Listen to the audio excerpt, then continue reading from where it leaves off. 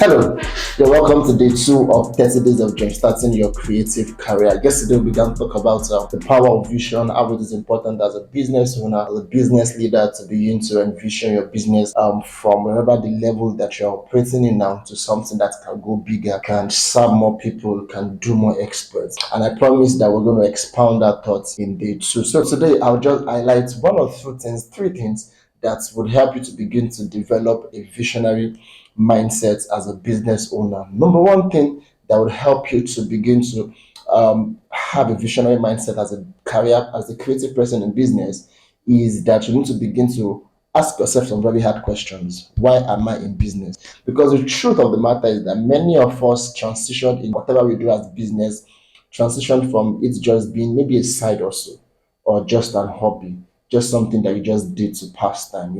That was what it was before you transitioned. Oh, I really want to take me for example. I probably did not intend to pursue photography full time, but it started as something I really love doing, and before I transitioned to full blown business. So that is the case of some of us. And whatever you are doing as a business now probably transition from an hobby or just a skill that you just had.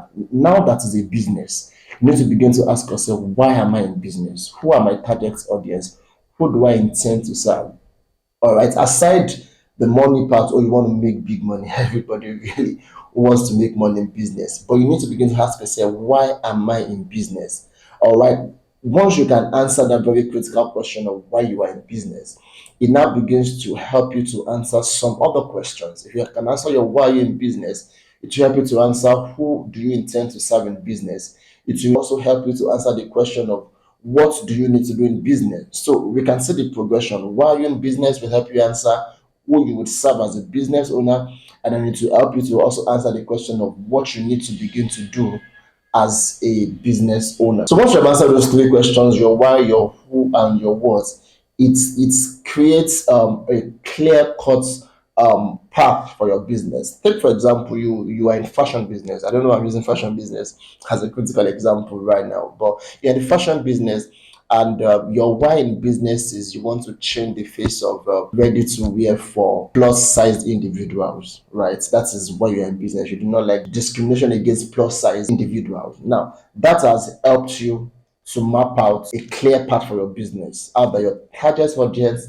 is plus size people, plus size individuals. That means that it helps you to now begin to say, who do I serve? Of course, you're serving the plus size community of people. Now, what do you need to do in business? You need to begin to understand where plus size people gather. How do I reach plus size people? How can I make my business attractive to plus size people? You're infusing, more confidence for plus size people. So your nitty gritty of the activities of your marketing, your advertisements will be different from somebody that is doing ready to wear for just general people. How that once you can critically answer the question of why you are in business, it will help you to also sieve out very unnecessary things that every other person does in business. So if every other person is learning how to do the corset, sew for slim models and all of those things, your path is clear. You are targeting plus size people, so you begin to learn, oh, how do I sew in such a way that it hides the flaws of plus size people? How do I do my pattern drafting for plus size people? How do I make outfits, ready to wear outfit that plus size individuals rather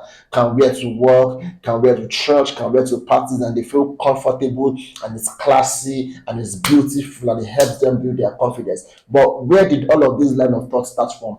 Who are you serving in business, or why you are in business?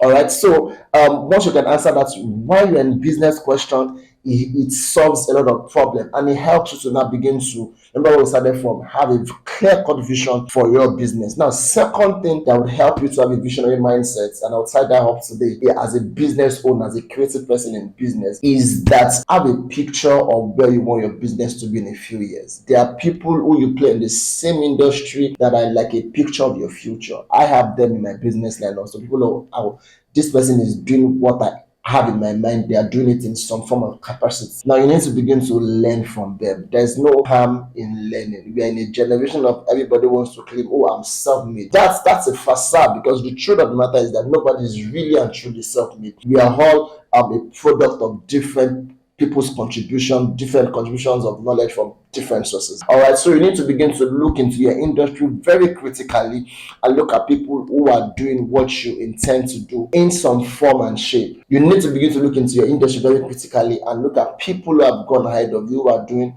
what you want to do on a different scale, on a larger scale, and we want to begin to learn from them. Now, when I say learn from them, I'm not saying become friends with them. No, that's what I'm saying. I'm saying look at what they do. You in a generation that people want to prove of, maybe learning is a selfie with your mentor. No, no, I'm not saying go get them to do a selfie with you. No, I'm not talking about validation yet. We'll get there. But what I'm talking about is look at, study their business, see what they are doing that you are not doing. Remember, the goal is to have a visionary mindset. So they are a picture of what you are trying to attain to do. They are a picture of, I mean, it's just like I'm going to go to Kano from Ibadan, for example. Once I input my pickup points and my destination, it gives me a path of how I can get to Kano from Ibadan. That's what you are doing. Already looking at people who have gone ahead of you and a picture of what you are trying to achieve with your business, it begins to give you a path of what to do to get to where they are. So how do you begin to learn from these people? I mean, they have materials. You can look at their business. Oh, how do they do their social media? How do they do their advertisements? How do they relate with their clients? What kind of content do they put out? What is the structure that operates in this business? Now, you may not be able to do it on the larger scale that they are doing currently because they are your future, a picture of your future. You now want to begin to pick out principles. Now, note the terms I'm using. You want to pick out principles from what they are doing, not copy their actions. Principles always drive action. So you want to pick out principles from what they are doing in their business and want to begin to apply it to your business. So you may need to tweak it one or two things here and there, and then that would help you to begin to have a visionary mindset. There is one more important thing that will help you to have a visionary mindset, and I'll talk about that tomorrow. I hope you learned something today. Till we see tomorrow. See you tomorrow.